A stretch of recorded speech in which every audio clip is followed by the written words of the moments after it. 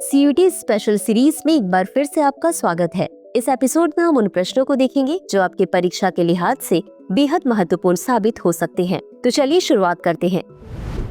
सियांग नदी पर बने जल विद्युत बांध की नियोजित जल भंडारण क्षमता कितनी है? A 6.5 billion cubic metre, B 7.8 billion cubic metre, C 9.2 billion cubic metre, D 10 अरब घन मीटर।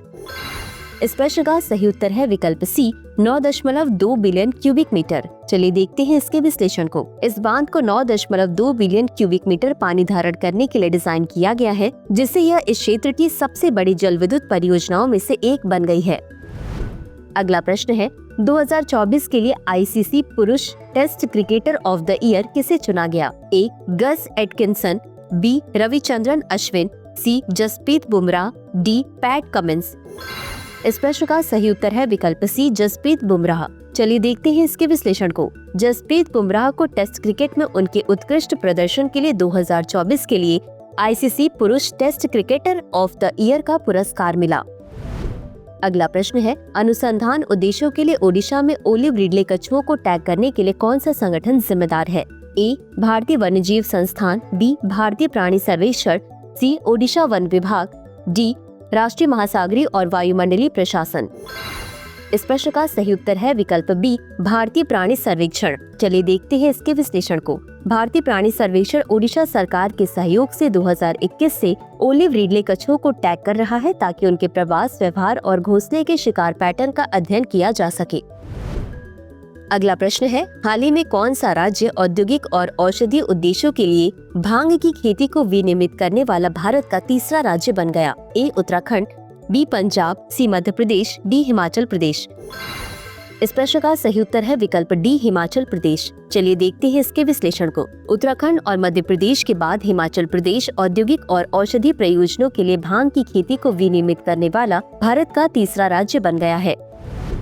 अगला प्रश्न है पहला खेलो इंडिया विंटर गेम्स कब आयोजित किया गया था? ए 2018, बी 2019, सी 2020, डी 2021। इस प्रश्न का सही उत्तर है विकल्प सी 2021। चलिए देखते हैं इसके विश्लेषण को। शीतकालीन खेलों और पर्यटन को बढ़ावा देने के लिए 2020 में खेलो इंडिया शीतकालीन खेलों की शुरुआत की गई। अगला प्रश्न है 2030 तक जीपीएपी द्वारा हरित रोजगार सृजन की अनुमानित क्षमता क्या है? ए 3 मिलियन, बी 4 मिलियन, सी 5 मिलियन, डी 6 मिलियन। इस प्रश्न का सही उत्तर है विकल्प डी 6 मिलियन। चलिए देखते हैं इसके विश्लेषण को। जीपीएपी टिकाऊ अपशिष्ट प्रबंधन पहल के माध्यम से 6 मिलियन तक हरित नौकरियों के सृजन पर जोर देता है।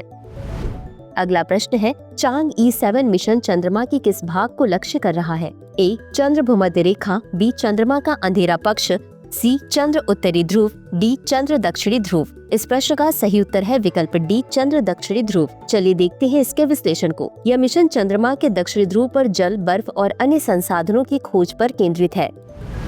अगला प्रश्न है 90 वर्ष पुराने विमान अधिनियम के स्थान पर 1 जनवरी 2024 को कौन सा नया कानून लागू होगा? ए विमानन आधुनिकीकरण अधिनियम, बी भारतीय वायुयान अधिनियम 2024, सी राष्ट्रीय विमान विनियमन अधिनियम, डी भारतीय विमानन अधिनियम। इस प्रश्न का सही उत्तर है विकल्प बी भारतीय वायुयान अधिनियम 2024। चलिए देखते हैं इसके विश्लेषण को। नए कानून का उद्देश्य विमान डिजाइन, विनिर्माण और विमानन क्षेत्र में कारोबार को आसान बनाना है। अगला प्रश्न है अमेरिकी संविधान के किस अनुच्छेद के तहत राष्ट्रपति को कार्यकारी आदेश जारी करने का अधिकार प्राप्त होता है? ए अनुच्छेद 1, बी अनुच्छेद 2, सी अनुच्छेद 3, डी अनुच्छेद 4। इस प्रश्न का सही उत्तर है विकल्प बी अनुच्छेद 2।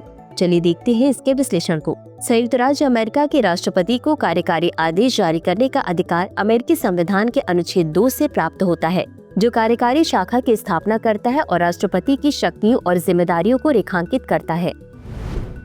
अगला प्रश्न है भारत में समान नागरिक संहिता लागू करने वाला पहला राज्य कौन सा बना? ए उत्तर प्रदेश, बी हिमाचल प्रदेश, सी उत्तराखंड, डी गोवा। इस प्रश्न का सही उत्तर है विकल्प सी उत्तराखंड। चलिए देखते हैं इसके विश्लेषण को। उत्तराखंड समान नागरिक संहिता लागू करने वाला भारत का पहला राज्य बन गया, जो देश के कानूनी और सामाजिक सुधारों में एक महत्वपूर्ण कदम है। तो चलिए अंत में देखते हैं आज के अभ्यास प्रश्न को। चिल्का झील जनगणना 2025 में किस पक्षी प्रजाति की संख्या सबसे अधिक थी? ए. उत्तरी pintail, B. Gadwalls, C. Eurasian wigeons, D. Greater flamingo. इस प्रश्न का उत्तर कमेंट बॉक्स में जरूर दें। आज के लिए बस इतना ही। धन्यवाद।